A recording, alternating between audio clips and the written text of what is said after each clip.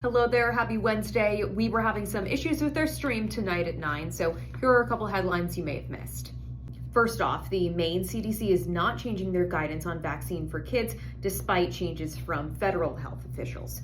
Some of those changes the US CDC made include removing the flu and the COVID vaccine from the recommended list of vaccines.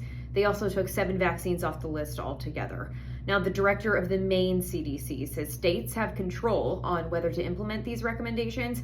That's why the Maine CDC will not be changing its stance and will use guidance based on decades of research and experience from places like the American Academy of Pediatrics.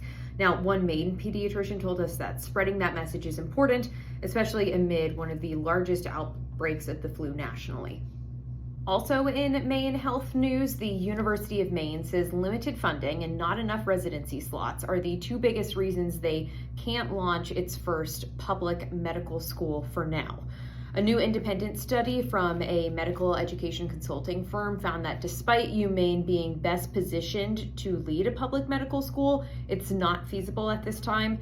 The report also cites Maine as having the oldest population in the country, an aging physician workforce, and too few residency programs to train and keep new doctors in the state. So what's next? The study recommends expanding residency programs now and revisiting a public medical school in 3 years with the goal of keeping more Maine-trained doctors caring for Maine patients.